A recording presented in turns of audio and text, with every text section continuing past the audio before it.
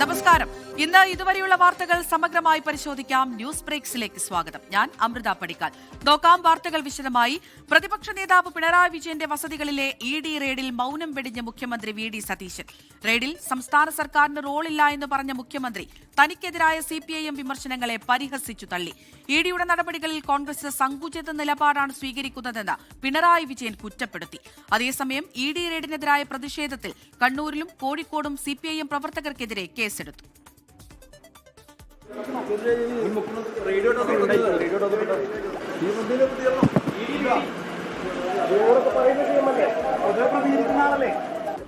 ED റെയ്ഡിൽ മാധ്യമങ്ങളുടെ നിരന്തരമായ ചോദ്യങ്ങളോട് മൗനമായിരുന്നു ഇന്ന് രാവിലെ വരെ മുഖ്യമന്ത്രിയുടെ മറുപടി. എന്തുകൊണ്ട് പ്രതികരിച്ചില്ലെന്ന ചോദ്യത്തോട് പ്രതികരണം ഇങ്ങനെ: ഞാൻ എപ്പോഴാണ് മറുപടി പറയേണ്ടതെന്ന് തീരുമാനിക്കാനുള്ള അവകാശമെങ്കിൽ എനിക്ക് തരണം. നിങ്ങളോടാണ്. ഞാൻ മറുപടി പറഞ്ഞില്ല, മൗനിബാബയാണ്. എപ്പോഴാണ് പറയേണ്ടതെന്ന് തീരുമാനിക്കാനുള്ള അവകാശമെങ്കിലും ദയവ് ചെയ്ത് എനിക്ക് തരണം. സംസ്ഥാന സർക്കാരിനെ അറിയിച്ചല്ല EDയുടെ റെയ്ഡെന്നും മുഖ്യമന്ത്രി. പ്രധാനമന്ത്രി നരേന്ദ്രമോദിയുമായി താൻ നടത്തിയ കൂടിക്കാഴ്ചയ്ക്ക് പിന്നാലെയാണ് റെയ്ഡെന്ന CPIM വിമർശനത്തെ മുഖ്യമന്ത്രി VD സതീശൻ പരിഹസിച്ചു. ഞാൻ ആദ്യമായിട്ടാണ് നരേന്ദ്രമോദിയെ നേരിൽ കാണുന്നത്. ഞാൻ ഉടനെ തന്നെ പറഞ്ഞു, പിണറായി വിജയന്റെ വീടൊന്ന് റെയ്ഡ് ചെയ്യണം നാളെ EDയെ കൊണ്ട്. അപ്പോൾ ഉടനെ മോഡി അപ്പം തന്നെ ഫോൺ എടുത്ത് കുത്തി. എന്നിട്ട് പറഞ്ഞു, നാളെ രാവിലെ സതീശൻ വന്നിട്ട് ആദ്യമായിട്ടൊരു കാര്യം പറഞ്ഞാണ്, നാളെ രാവിലെ കംപ്ലീറ്റ് സ്ഥലത്ത് റെയ്ഡ് ചെയ്യണം. അപ്പോൾ ഞാൻ പറഞ്ഞു, ഒരു സ്ഥലത്ത് പോരാ, 12 സ്ഥലത്ത് ചെയ്യണം. ആ സതീശൻ പറഞ്ഞേക്കണത് 12 സ്ഥലത്ത് റെയ്ഡ് ചെയ്യാനാണ് പറഞ്ഞേക്കണത്. അങ്ങനെ 12 സ്ഥലത്ത് റെയ്ഡ് ചെയ്തു. ഇത് മുൻ മന്ത്രിമാരുൾപ്പെടെയുള്ള ആളുകൾ വരെ വന്ന് പത്രക്കാരോട് പറയുകയാണ്. ഞാൻ ചിരിക്കണോ അല്ലെ കരയണോ? ED ഉദ്യോഗസ്ഥർക്കെതിരായ ആക്രമണത്തിൽ CPIMന് വിമർശനം. പോലീസ് ഇടപെടലിനെ മുഖ്യമന്ത്രി പ്രശംസിച്ചു. അതേസമയം ED നടപടികളോടുള്ള കോൺഗ്രസ് സമീപനത്തെ പ്രതിപക്ഷ നേതാവ് പിണറായി വിജയൻ കുറ്റപ്പെടുത്തി. ഈ നടപടി വന്നപ്പോൾ നമ്മുടെ രാജ്യത്തെ പ്രധാനപ്പെട്ട 2 നേതാക്കളെങ്കിലും, ഒന്ന് തമിഴ്നാട് മുഖ്യമന്ത്രിയായിരുന്ന സ്റ്റാലിൻ, നേരത്തെ ഡൽഹി മുഖ്യമന്ത്രിയായിരുന്ന കേജ്രിവാൾ, അദ്ദേഹത്തിൻ്റെ സ്വന്തം മരുമകൾക്ക് കോൺഗ്രസിൻ്റെയും കോൺഗ്രസ് സ്വീകരിക്കുന്ന സമീപനത്തെക്കുറിച്ച് ഈ ഇവിടുത്തെ റെയ്ഡിനെക്കുറിച്ച് പരാമർശിക്കുമ്പോൾ ആക്ഷേപിക്കുന്നതിനിടയായി. ED ഉദ്യോഗസ്ഥർക്കെതിരെയുള്ള ആക്രമണത്തിൽ CPIM പ്രവർത്തകരെ ന്യായീകരിക്കുന്ന മറുപടിയായിരുന്നു പിണറായി വിജയന്റേത്. ED ഉദ്യോഗസ്ഥർക്കെതിരെ CPIM പ്രവർത്തകർ സമാധാനപരമായാണ് പ്രതിഷേധിച്ചതെന്നാണ് പ്രതികരണം. 24 തിരുവനന്തപുരം. പ്രതിപക്ഷ നേതാവ് പിണറായി വിജയന്റെ വീട്ടിൽ റെയ്ഡ് കഴിഞ്ഞ് മടങ്ങിയ ED ഉദ്യോഗസ്ഥരെ CPIM പ്രവർത്തകർ ആക്രമിച്ചത് തള്ളി CPI. അത്തരം സീനുകൾ ഒഴിവാക്കേണ്ടതായിരുന്നു എന്ന് CPI സംസ്ഥാന secretary Binoy Viswam. ED raid മുഖ്യമന്ത്രി VD സതീശനും BJPയും തമ്മിലുള്ള ഗൂഢാലോചന എന്ന CPIM വാദവും CPI ഏറ്റെടുത്തില്ല. അത്തരം സീൻസ് ഒഴിവാക്കേണ്ടതാണ്. അതേസമയം തന്നെ ED എന്താ ചെയ്തത്? ED ഒരു രാഷ്ട്രീയ സീൻ ഉണ്ടാക്കിയത്. അങ്ങനെ ഒരു പൊളിറ്റിക്കൽ ഷോ നടത്താൻ EDക്ക് എന്ത് കാര്യം? കേസിന്റെ വഴിക്ക് പോട്ടെ. അതാത് കാലങ്ങളിൽ BJPക്ക് ഇഷ്ടമില്ലാത്തവരെ രാഷ്ട്രീയമായി ആക്രമിക്കാൻ വേണ്ടിയുള്ള ഒരു ഉപാധിയായോ വഴിയായിട്ടോ ED മാറിയിട്ടുണ്ട്.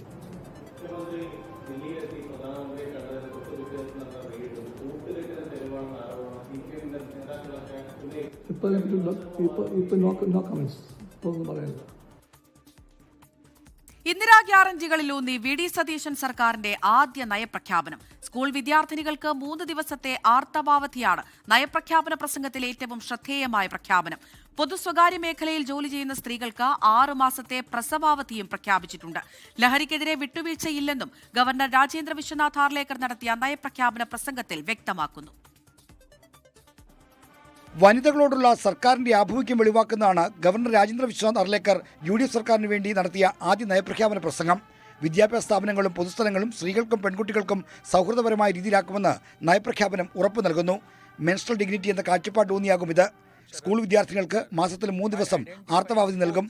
പഠനത്തിൽ കുട്ടികൾ പിന്നിലാകാതിരിക്കാൻ വാരാന്ത്യത്തിൽ ക്യാച്ചപ്പ് ക്ലാസുകളും സംഘടിപ്പിക്കും. Our commitment to girl students is reflected in project Menstrual Dignity, under which we intend to make educational institutions and public spaces friendly for girls and women.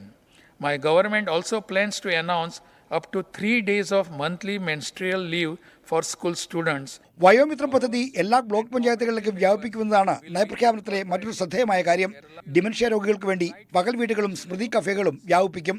സാമൂഹ്യനീതിയോടുകൂടിയ സാമ്പത്തിക വളർച്ച, പാരിസ്ഥിതിക ഉത്തരവാദിത്തോടെയുള്ള ആധുനിക അടിസ്ഥാന സൗകര്യ വികസനം, സഹാനുഭൂതിയോടുകൂടിയ സാങ്കേതിക പുരോഗതിയും അവസര സമത്വവും ഈ കാഴ്ചപ്പാടിലൂന്നിയാണ് വി ഡി സതീശൻ സർക്കാരിന്റെ ആദ്യ നയപ്രഖ്യാപനം. സംശുദ്ധ ഭരണവും ധനപരമായ ഉത്തരവാദിത്വവും ഭരണകാര്യക്ഷമതയും പിന്തുടരുന്നതാകും പുതിയ സർക്കാരിന്റെ ഭരണമെന്നും നയപ്രഖ്യാപനത്തിൽ വിശദീകരിക്കുന്നുണ്ട്. സംസ്ഥാനത്തിന്റെ സാമ്പത്തിക സ്ഥിതി സമ്മർദ്ദത്തിലാണെന്നും പൊതുധനസ്ഥിതി വ്യക്തമാക്കുന്ന ധവളപത്രം പുറത്തിറക്കുമെന്നും നയപ്രഖ്യാപനത്തിലും ആവർത്തിക്കുന്നുണ്ട്. പ്രകടന പത്രികയുടെ ഭാഗമായ ഇന്ദിരാ ഗ്യാരണ്ടികളെക്കുറിച്ചും പരാമർശമുണ്ട്. കൃഷിയായിരിക്കും സർക്കാരിന്റെ പ്രധാന മുൻഗണന. വനിതാ കർഷകരെ പ്രോത്സാഹിപ്പിക്കും. Media city, creative industries hub, digital art museum, Malabar temple, pilgrim project തുടങ്ങിയ പ്രഖ്യാപനങ്ങളും നയപ്രഖ്യാപനത്തിൽ കാണാം. ഇലക്ട്രോണിക്സ് ആൻഡ് IT വകുപ്പിനെ IT future technologies and startups വകുപ്പ് എന്ന് പുനർനാമകരണം ചെയ്യുമെന്നും നയപ്രഖ്യാപനത്തിൽ പറയുന്നുണ്ട്. 24 തിരുവനന്തപുരം. നയരാഹിത്യത്തിന്റെ പ്രഖ്യാപനമാണ് നയപ്രഖ്യാപന പ്രസംഗമെന്ന വിമർശനവുമായി പ്രതിപക്ഷ നേതാവ് പിണറായി വിജയൻ. LDFന്റെ നയമല്ല നടപ്പാക്കുന്നത് എന്നാണ് പിണറായി വിജയന് മുഖ്യമന്ത്രി വി ഡി സതീശന്റെ മറുപടി. നയപ്രഖ്യാപനം മലർപ്പൊടിക്കാരന്റെ സ്വപ്നമെന്ന് BJPയും വിമർശിച്ചു. പുതുയുഗത്തിലേക്ക് നയിക്കുമെന്നാണ് UDF പ്രഖ്യാപനമെങ്കിലും അതിനുള്ള റൂട്ട് മാപ്പ് നയപ്രഖ്യാപനത്തിലില്ലെന്നാണ് പ്രതിപക്ഷത്തിന്റെ വിമർശനം. സംസ്ഥാനത്തോട് കേന്ദ്രം സ്വീകരിക്കുന്ന നിലപാടിൽ സർക്കാരിന്റെ മൗനമെന്ന് പ്രതിപക്ഷ നേതാവ് പിണറായി വിജയൻ കുറ്റപ്പെടുത്തി. 5429 കോടി രൂപ ഖജനാവിൽ നീക്കിയിരിപ്പ് വെച്ചാണ് LDF സർക്കാർ ഇറങ്ങിയതെന്നും അക്കാര്യം മറച്ചുവെച്ചെന്നും പ്രതിപക്ഷ നേതാവ് പിണറായി വിജയൻ. ഗവർണറുടെ നയപ്രഖ്യാപന പ്രസംഗം യഥാർത്ഥത്തിൽ ഒരു നയരാഹിത്യത്തിന്റെ പ്രഖ്യാപനമായിട്ടാണ് മാറിയത്. പ്രതിപക്ഷ നേതാവിന്റെ വിമർശനത്തിന് മുഖ്യമന്ത്രിയുടെ മറുപടി ഇങ്ങനെ: അല്ല, നയരാഹിത്യം അദ്ദേഹത്തിന് തോന്നാം. കാരണം അദ്ദേഹത്തിന്റെ നയമല്ല ഞങ്ങൾ നടപ്പാക്കുന്നത്. ഇത് പുതിയ ഗവൺമെന്റിന്റെ നയമാണ് നടപ്പാക്കുന്നത്. ഇത് വളരെ വ്യത്യസ്തമായ നയമാണ്. സമീപനങ്ങളിലുള്ള മാറ്റം, വളരെ കാര്യമായിട്ടുള്ള മാറ്റമുണ്ട് സമീപനങ്ങളിൽ. ഇത് ഞങ്ങൾ പറഞ്ഞിട്ടാണ് തെരഞ്ഞെടുപ്പിൽ ജയിച്ചത്. ആ നയങ്ങൾ മാറ്റമുണ്ടാവും. ഗവൺമെന്റ് തുടർച്ചയാണ്. ആ തുടർച്ചയായിട്ടുള്ള പദ്ധതികൾ ഗവർണറുടെ പദ്ധതികൾ പ്രഖ്യാപിക്കേണ്ട ആവശ്യമില്ലല്ലോ. ഗവൺമെന്റിന്റെ നയപ്രഖ്യാപനം ഗവർണർ നടത്തുമ്പോൾ നേരത്തെയുള്ള പദ്ധതികൾ എടുത്തു പറഞ്ഞ് അത് തുടരും എന്ന് പറയേണ്ട ആവശ്യമില്ല. സർക്കാരിന്റെ നയപ്രഖ്യാപനം മലർപ്പൊടിക്കാരന്റെ സ്വപ്നമെന്ന് BJP നേതാവും MLAയുമായ V മുരളീധരൻ കുറ്റപ്പെടുത്തി. ധാരാളം പ്രഖ്യാപനങ്ങൾ നടത്തിയിട്ടുണ്ട്. യാഥാർത്ഥ്യ ബോധവുമായിട്ട് ഒരു തരത്തിലും നിരക്കാത്ത പ്രഖ്യാപനങ്ങളാണ് നടത്തിയിട്ടുള്ളത്. അതൊന്നുമില്ലാത്ത ഈ നയപ്രഖ്യാപനം ഇത് മലർപ്പൊടിക്കാരന്റെ സ്വപ്നം മാത്രമാണ്. നയപ്രഖ്യാപനത്തിന്മേലുള്ള നന്ദിപ്രമേയ ചർച്ചയ്ക്കായി ജൂൺ 2 നിയമസഭ വീണ്ടും സമ്മേളിക്കും. 24 തിരുവനന്തപുരം. ദേശീയ ഗീതമായ വന്ദേമാതരം മുഴുവനായി ആലപിക്കണമെന്ന ലോക്ഭവൻ നിർദ്ദേശം തള്ളി സർക്കാർ. നയപ്രഖ്യാപന പ്രസംഗത്തിന് മുൻപ് വന്ദേമാതരത്തിന്റെ മുഴുവൻ ഭാഗവും ആലപിക്കാത്തതിൽ ഗവർണർ രാജേന്ദ്ര വിശ്വനാഥ് ആർലേക്കർ അതൃപ്തി പരസ്യമാക്കി. സർക്കാർ നടപടിയെ പിന്തുണച്ച് പ്രതിപക്ഷവും വിമർശിച്ച് BJPയും രംഗത്ത് വന്നു. അതിനിടെ ഗവർണറെ അനുഗമിച്ച് സഭാതലത്തിൽ പ്രവേശിച്ച സംസ്ഥാന പോലീസ് മേധാവി റവാഡ ചന്ദ്രശേഖരന്റെ നടപടി വിവാദമായി. കേരള നിയമസഭാ ചരിത്രത്തിൽ ആദ്യമായാണ് സഭാ നടപടികൾ ആരംഭിക്കുന്നതിന് മുമ്പ് വന്ദേമാതരം ആലപിച്ചത്. ദേശീയ ഗീതമായ വന്ദേമാതരം മുഴുവനായും ആലപിക്കണമെന്ന ലോക്ഭവൻ നിർദ്ദേശം സർക്കാർ തള്ളി. സഭാ നടപടികൾ തുടങ്ങിയതും അവസാനിച്ചതും പോലീസ് ബാൻഡ് ബ്യൂഗിളിൽ വായിച്ച വന്ദേമാതരത്തിന്റെ ആദ്യ 2 ഈരടികളോടെ.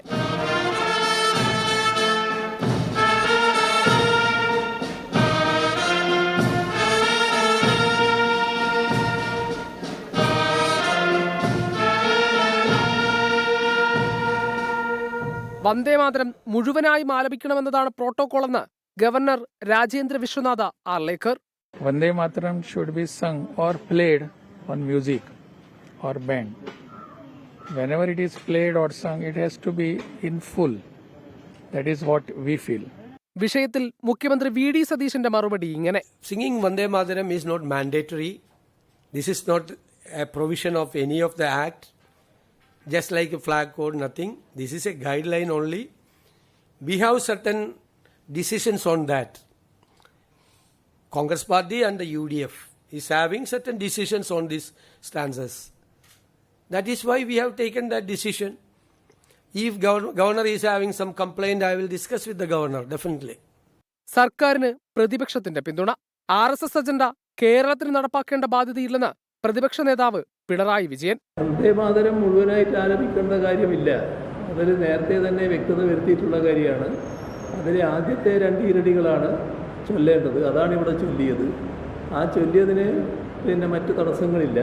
ഗവർണറെയും ലോക്ഭവനെയും ദേശീയ ഗീതത്തെയും അവഹേളിച്ചെന്നാണ് BJP ആരോപണം. വാസ്തവത്തിൽ ഈ ഇന്നത്തെ കേരള നിയമസഭയുടെ ഈ നടപടി ലോക് ഭവനെയും ഗവർണറെയും അതോടൊപ്പം ദേശീയ ഗീതത്തെയും അനാദരവ് കാണിക്കുന്ന നടപടിയായി. അതേസമയം സഭാതലത്തിൽ പ്രവേശിച്ച് സംസ്ഥാന പോലീസ് മേധാവി റവാഡ ചന്ദ്രശേഖർ ചട്ടലംഘനം നടത്തിയെന്ന് പ്രതിപക്ഷം കുറ്റപ്പെടുത്തി. അശ്രദ്ധ കൊണ്ട് സംഭവിച്ചതാകാമെന്നും വിവാദമാക്കാനില്ലെന്നുമാണ് സ്പീക്കർ തിരുവഞ്ചൂർ രാധാകൃഷ്ണന്റെ നിലപാട്. 24 തിരുവനന്തപുരം.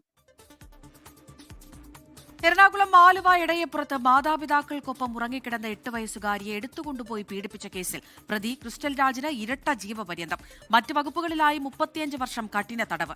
2023 സെപ്റ്റംബറിൽ നടന്ന സംഭവത്തിൽ പെരുമ്പാവൂർ അതിവേഗ കോടതിയുടേതാണ് വിധി. ലാൽകൃഷ്ണ കൊച്ചിയിൽ നിന്ന് വിവരങ്ങൾ നൽകാനായി ചേരുന്നുണ്ട്. ലാൽ, ഇപ്പോൾ എന്ത് വിധിയാണ് കോടതി വിധിച്ചിരിക്കുന്നത്?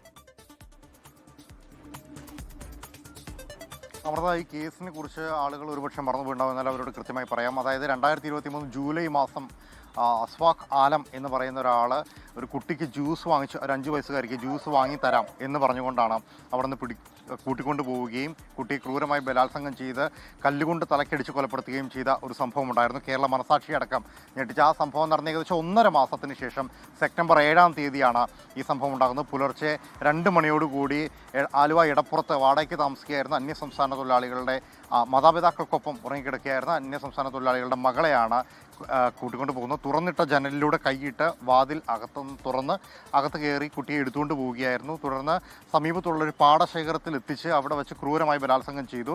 കുട്ടിയെ കാണാനില്ല എന്ന് പറഞ്ഞുകൊണ്ട് അമ്മ അലറി വിളിച്ചതോടുകൂടിയാണ് സമീപവാസികളടക്കമുള്ളവർ ഉണർന്ന് പരിശോധനയും മറ്റു കാര്യങ്ങളും ആരംഭിച്ചത്. ഈ സമയത്ത് പാടത്തു നിന്നൊരു കുട്ടിയുടെ കരച്ചിൽ കേട്ട് ഓടിയെത്തിയ നാട്ടുകാരാണ് കുട്ടിയെ കണ്ടെത്തുന്നതും ഉടനെ ആശുപത്രിയിലേക്ക് മാറ്റുന്നതും. ഈ സമയത്ത് കുട്ടി ക്രൂരമായ ബലാത്സംഗത്തിന് ഇരയായിട്ടുണ്ട് എന്ന് കണ്ടെത്തി. 8 വയസ്സാണ് കുട്ടിയുടെ പ്രായം ആ സമയത്തുണ്ടായിരുന്നത്. ഈ സംഭവത്തിലാണ് ഇപ്പോൾ പെരുമ്പാവൂർ പോക്സോ കോടതിയുടെ അതിവേഗ കോടതിയുടെ വിധി വരുന്നത്. ഇരട്ട ജീവപര്യന്തത്തിനൊപ്പം 35 വർഷത്തെ കഠിന തടവ് എന്നുള്ളതാണ്.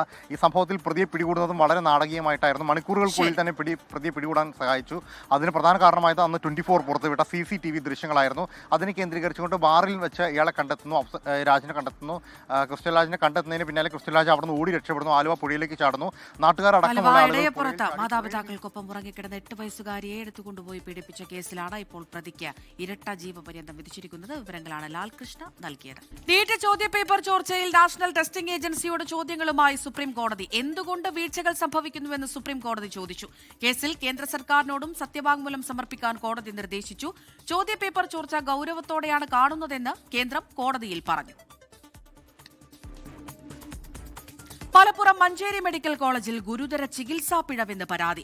കാലുവേദനയുമായി എത്തിയ വയോധികയുടെ കാൽ ഞരമ്പ് മുറിച്ചു. നിലവിൽ കോഴിക്കോട് മെഡിക്കൽ കോളേജിൽ ചികിത്സയിൽ കഴിയുന്ന വൃദ്ധയ്ക്ക് കാൽ മുറിച്ചു മാറ്റേണ്ട അവസ്ഥയെന്ന് കുടുംബം പറയുന്നു. ജില്ലാ മെഡിക്കൽ ഓഫീസർക്ക് കുടുംബം പരാതി നൽകി. ചികിത്സാ പിഴവ് എവിടെയുണ്ടായാലും ശക്തമായ നടപടി ഉണ്ടാകുമെന്ന് ആരോഗ്യമന്ത്രി കെ മുരളീധരൻ പറഞ്ഞു. കാലുവേദനയെ തുടർന്നാണ് നിലമ്പൂർ ചുങ്കത്തറ സ്വദേശി പാർവതി മഞ്ചേരി മെഡിക്കൽ കോളേജിൽ ചികിത്സ തേടിയത്. ഈ മാസം 12-ന് ശസ്ത്രക്രിയയും നടത്തി. ശസ്ത്രക്രിയയ്ക്ക് പിന്നാലെ കടുത്ത വേദനയും നിറവ്യത്യാസവും ശ്രദ്ധയിൽപ്പെട്ടതോടെ വീണ്ടും ഡോക്ടറെ സമീപിച്ചു. ചികിത്സാ പിഴവ് മറച്ചുവെച്ച ഡോക്ടർ കോഴിക്കോട് മെഡിക്കൽ കോളേജിലേക്ക് രോഗിയെ റഫർ ചെയ്തു. ഇവിടെ നടത്തിയ പരിശോധനകളിലാണ് കാലിന്റെ ഞരമ്പ് മുറിഞ്ഞതായും രക്തയോട്ടം പൂർണ്ണമായി നിലച്ചതായും തിരിച്ചറിയുന്നത്. വലതുകാലിന്റെ ഞരമ്പ് മേലെന്ന് മുറിഞ്ഞിട്ട് അത് മടക്കി സ്റ്റാപ്ലർ അടുക്കി വെച്ച കാര്യം സ്കാൻ ചെയ്തപ്പോൾ അവർ പറയുന്നത്. നമുക്കറിയില്ലല്ലോ, നമ്മളിത് കാലിങ്ങനെ കാണുമ്പോൾ വൈകുന്നേരം ആയപ്പോഴത് അറിയണത് കറുത്ത കാര്യമൊക്കെ. അങ്ങനെയാണ് ഇപ്പോൾ പ്രശ്നം. കാരണം അവിടെ എത്ര രോഗികൾ വരുന്നതാണ്. ഓരിപ്പോൾ എല്ലാവരോടും ഇതേമാതിരിയൊക്കെ കാട്ടി അങ്ങനെ വയസ്സായതാണ് എഴുതിയിട്ട് നോക്കാമെന്നൊരു കാര്യമുണ്ടോ. നടന്നു പോയതാണ് എൻ്റെ അമ്മ. കോഴിക്കോട് മെഡിക്കൽ കോളേജിൽ എത്തിയപ്പോഴാണ് ഈ ഞരമ്പ് മുറിഞ്ഞ കാര്യം ഞങ്ങൾ അറിയണത്. അപ്പോൾ നമ്മൾ അതിന് മുന്നേ നമുക്ക് അറിയില്ലല്ലോ ഞരമ്പ് മുറിഞ്ഞിട്ടാണ് ഇത് കാലിങ്ങനെ ആയതെന്ന്. കാരണം ഒരു കുഴപ്പമില്ലാതെ നടന്നു പോയതാണ്. ചെറിയ കാല് കുത്തുമ്പോൾ ചെറിയ വേദന ഉള്ളായിരുന്നു. നിർധന കുടുംബം ഇതിനോടകം 2 ലക്ഷത്തോളം രൂപ ചികിത്സയ്ക്കായി ചെലവഴിച്ചിട്ടുണ്ട്. മഞ്ചേരി മെഡിക്കൽ കോളേജിൽ നിന്നും മെഡിക്കൽ ഇൻഷുറൻസ് ലഭ്യമാക്കിയില്ലെന്നും പരാതിയിൽ പറയുന്നു. ചികിത്സാ പിഴവിൽ കുടുംബം മലപ്പുറം DMOക്ക് പരാതി നൽകി. ജില്ലാ medical officer Manjeri medical college സൂപ്രണ്ടിൽ നിന്നും വിശദീകരണം ആവശ്യപ്പെട്ടിട്ടുണ്ട്. 24 മലപ്പുറം. പത്മനാഭസ്വാമി ക്ഷേത്രത്തിലെ സുരക്ഷാ വീഴ്ച സംബന്ധിച്ച പോലീസ് റിപ്പോർട്ട് തള്ളി ക്ഷേത്ര ഭരണസമിതി. പോലീസ് റിപ്പോർട്ടിനെതിരെ ഭരണസമിതി സർക്കാരിന് കത്ത് നൽകിയേക്കും. വിലപിടിപ്പുള്ള ഒന്നും നഷ്ടപ്പെട്ടിട്ടില്ലെന്നും തങ്ങൾ നേരിട്ട് പരിശോധിച്ചു എന്നുമാണ് ക്ഷേത്ര ഭരണസമിതിയുടെ വിശദീകരണം. ക്ഷേത്രത്തിൽ സ്വതന്ത്ര ഭരണസമിതി ആയതിനാൽ സർക്കാരിന് ഇടപെടാൻ പരിമിതികളുണ്ടെന്ന് ദേവസ്വം മന്ത്രി കെ മുരളീധരൻ പറഞ്ഞു. ഇന്ത്യ വുഡ് എക്സലൻസ് അവാർഡുകൾ വിതരണം ചെയ്തു. Lifetime achievement award 24 chief editor R Sreekandan Nair ഏറ്റുവാങ്ങി. 3 പുരസ്കാരങ്ങളാണ് 24 ലഭിച്ചത്. മാധ്യമരംഗത്തെ ക്രിയാത്മക സംഭാവനകൾക്കുള്ള ഇന്ത്യ വുഡിന്റെ 3 പുരസ്കാരങ്ങളാണ് 24 ലഭിച്ചത്. തിരുവനന്തപുരം ഏരീസ് ഫ്ലക്സ് തിയേറ്ററിൽ വെച്ച് നടന്ന ചടങ്ങിൽ 2026 ലൈഫ് ടൈം അച്ചീവ്മെന്റ് പുരസ്കാരം 24 chief editor R Sreekandan Nair ഏറ്റുവാങ്ങി. Aries group chief executive officer Sohan റോയാണ് പുരസ്കാരങ്ങൾ വിതരണം ചെയ്തത്. 2026 lifetime achievement award Flowers TV managing director and 24 news chief editor Sree Sreekandan Nair സാറിന് സർ സോഹൻ റോയ് സമർപ്പിക്കുകയാണ്.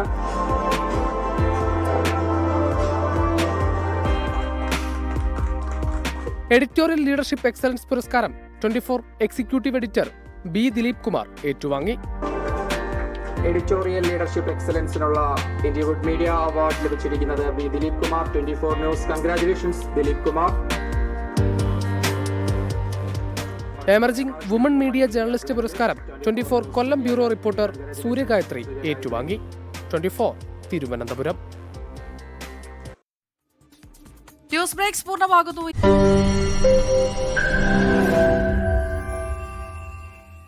ലോകത്തെവിടെയായാലും ഏത് സമയത്തും 24 വാർത്തകളും ഓഗ്മെന്റഡ് റിയാലിറ്റി പാക്കേജുകളും എക്സ്പ്ലെയിനറുകളും വിശദമായി കാണാൻ ഞങ്ങളുടെ യൂട്യൂബ് ചാനൽ നിങ്ങൾക്ക് സബ്സ്ക്രൈബ് ചെയ്യാം.